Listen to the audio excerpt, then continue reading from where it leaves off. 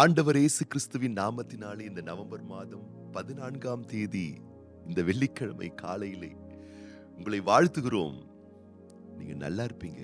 நீங்க ரொம்ப ரொம்ப நல்லா இருப்பீங்க. தேவனுடைய நன்மையின் கரமும் நேச கரமும் உங்களோடு கூடவே இருக்கிறது. அன்பானவர்களே, நீங்க கர்த்தர் தம்முடைய கரத்தை நீட்டி உங்களை தொட்டு உங்களை திடப்படுத்துவாராக. உங்கள் இருதயங்களை ஸ்திரப்படுத்துவாராக.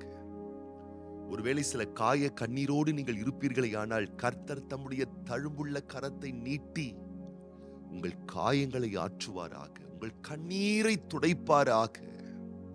உங்கள் நெருக்கங்களை மாற்றும்படிக்கு தேவனுடைய பெருக்கத்தின் ஆசீர்வாதம் இந்த காலையிலே உங்கள் மேல் இறங்கி வருவதாக. உங்கள் உள்ளங்களும் நீங்கள் வசிக்கும் உங்கள் இல்லங்களும் தேவனுடைய நாமத்தினாலும் வார்த்தையினாலும் ஆசீர்வதிக்கப்பட்டிருப்பதாக. நல்லா இருப்பீங்க, நல்லா இருப்பீங்க. பல நேரங்களிலே நம்முடைய மனதில் இருக்கக்கூடிய பயங்கள் வாழ்வின் சந்தோஷங்களை அழித்து விடுகிறது, சமாதானங்களை சிதைத்து விடுகிறது. ஒவ்வொரு நாளிலும் நாம் சுகமாய் சௌக்கியமாய் இன்புற்று மகிழ்ந்து வாழ முடியாதபடிக்கு ஒவ்வொரு நாளும் ஒரு சில வகையான பயம் நிம்மதியை சிதைத்து விடுகிறது. ஆகவேதான் வேதம் சொல்லுகிறது, பயம் வேதனை உள்ளது. பயம் எப்படிப்பட்டதாம்? வேதனை உள்ளது. ஒரு பயப்படுகிற ஒரு மனுஷன் அவன் பெயினோடு இருப்பான். ஒரு பதற்றத்திலேயே அவன் இருப்பான். என்ன ஆகுமோ, ஏதாகுமோ, அமையுமோ, அமையாம போயிருமோ. நான் உங்களுக்கு ஒண்ணு சொல்றேன், இந்த உலகத்திலேயே பெரிய ஆசீர்வாதம் என்ன தெரியுங்களா? பயமே இல்லாம வாழ்ற ஒரு வாழ்க்கை தாங்க. இந்த உலகத்திலேயே ரொம்ப ரொம்ப வேதனையான வாழ்க்கை எது தெரியுமா? பயந்துகிட்டே வாழ்றது தாங்க. ஆண்டவர் உங்களுக்கு வேதனையே இல்லாத, பயத்தை புறம்பே தள்ளுகிற, தைரியத்தோடு வாழுகிற ஒரு விசேஷமான ஆசீர்வாதத்தை உங்களுக்கு அவர் தரப்போகிறார். நீங்கள் நம்பினால் இன்றைக்கு இந்த 14ஆம் தேதி வெள்ளிக்கிழமை பயத்தின் நுகத்தடிகளை உடைத்து தகர்க்க போகின்றார். ஏன்னா அதற்கான ஒரு கிரயத்தை அவர் செலுத்தி இருக்கார். எல்லா பயமும் வேதனையான பயம். அதிலே உச்சக்கட்ட பயம் எந்த பயம் தெரியுமா? மரண பயம்.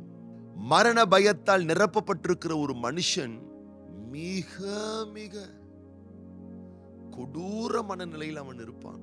அவனால கொஞ்சம் கூட சந்தோஷமா இருக்க முடியாது, நிம்மதியா இருக்க முடியாது, சமாதானமா இருக்கவே முடியாது. பயமே வேதனையானது, அதுவும் மரண பயம் கொடூரமானது. அப்போ ஆண்டவர் என்ன பண்ணாரா? வேதத்திலே பாருங்கள், எபிரேயரின் புஸ்தகம் 2ஆம் அதிகாரம் 15ஆம் வசனம். ஜீவ காலமெல்லாம் மரண பயத்தினாலே அடிமைத்தனத்திற்குள்ளானவர்கள் யாவரையும் விடுதலை பண்ணும்படிக்கு அப்படியானார். மரண பயம் ஜீவ காலமெல்லாம் அது ஒரு மனுஷனை பிடிச்சுக்கிட்டு அலகழிச்சுக்கிட்டே இருக்கும். அந்த மரண பயத்திலிருந்து மனுக்குலம் விடுதலை ஆவதற்காக, விடுதலை அடைவதற்காக ஆண்டவர் என்ன செய்தாராம்? எபிரேயரின் புஸ்தகம் 2ஆம் அதிகாரம் 9ஆம் வசனம் சொல்லுகிறது, என்றாலும் தேவனுடைய கிருபையினால் ஒவ்வொருவருக்காகவும் மரணத்தை ருசி பார்க்கும்படிக்கு தேவதூதரிலும் சற்று சிறியவராக்கப்பட்டிருந்த இயேசு மரணத்தை உத்தரித்தது நிமித்தம் மகிமையினாலும் கனத்தினாலும் முடிசூட்டப்பட்டதை காண்கின்றோம். இயேசு ஏன் மரணத்தை தழுவினாராம்? ஏன் மரணத்தை ருசி பார்த்தாராம்? மனிதர்களுடைய வலி வேதனைகளை ருசி பார்த்தாராம். ஏன்னா மனிதர்கள் மரண பயத்துல இருக்காங்க இல்லையா, அவங்கள காப்பாத்துறதுக்காக. இன்னைக்கு பயத்துல நிரப்பப்பட்டிருக்கீங்களா? அதுவும் மரண பயத்துல நிரப்பப்பட்டிருக்கீங்களா?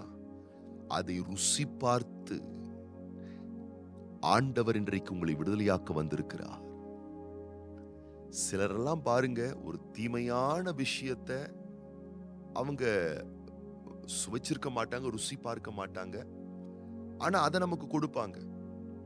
ஆனா ஆண்டவரோ ஒரு தீமையான விஷயத்தை ருசி பார்த்து நாம் அந்த தீமையில் சிக்கிக் கொள்ளாதபடி நம்மை அழகாக காப்பாற்றுகிறார். இப்போ உதாரணத்துக்கு பாருங்க, இப்போ சோசியல் மீடியா உலகம். இப்போ நீங்க இந்த வசனத்தை நீங்க கேட்கணும்னாலும் கூட சோசியல் மீடியால யூடியூப் சேனல் வழியா நீங்க பார்க்கணும்னாலும் கூட விளம்பரங்கள் வரும். விளம்பர உலகம். அதை ஸ்கிப் பண்ணிட்டு தான் நீங்க பார்க்கணும். பல வகையான விளம்பரங்களை நீங்க பாருங்க.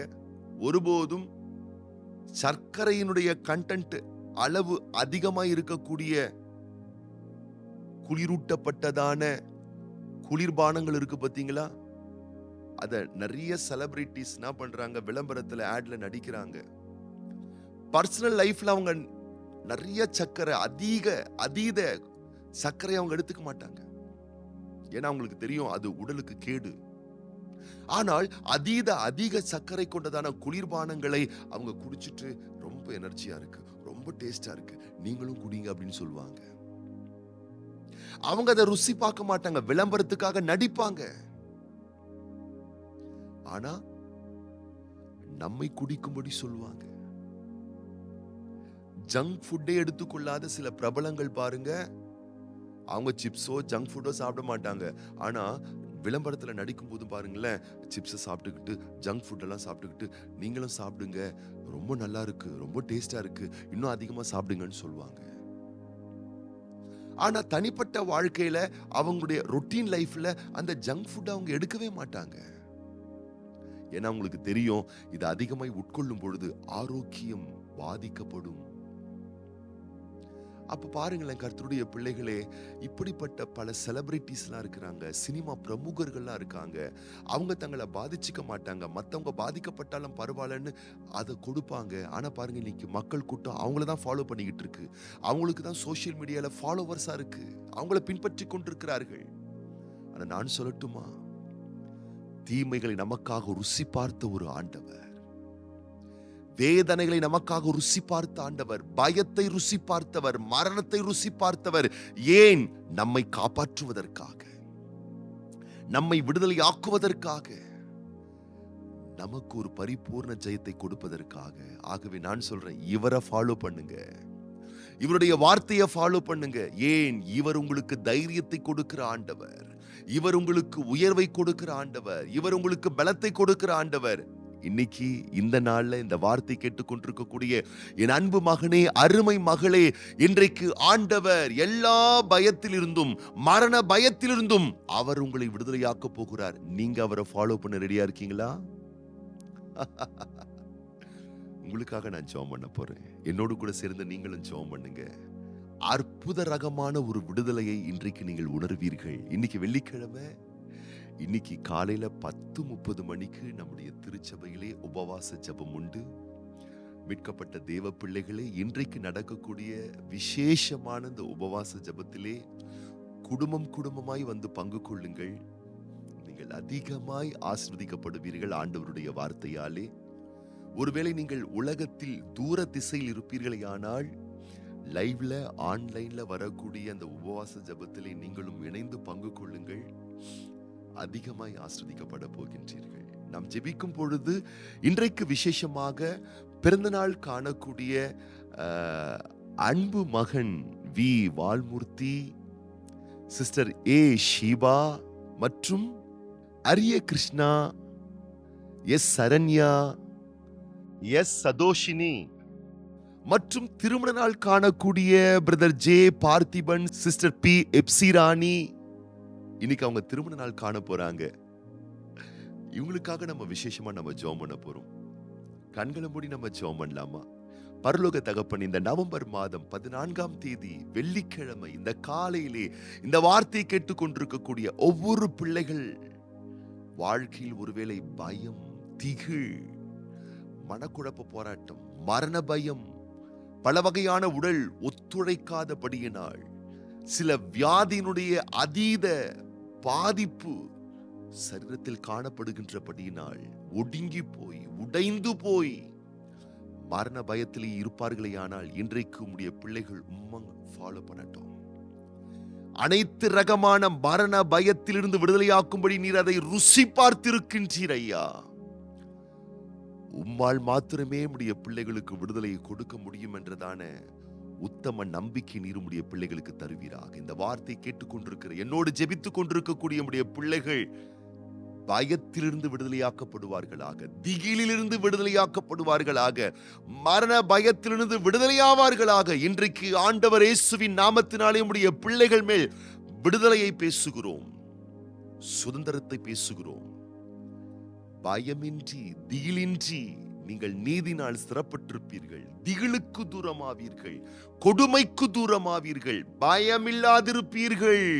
உங்களுக்கு விரோதமாய் உருவாக்கப்படும் எந்த ஆயுதமும் வாய்க்காமலே போகும் என்ற வார்த்தை உங்களுடைய பிள்ளைகள் வாழ்க்கையில் பலிக்க பண்ணும்.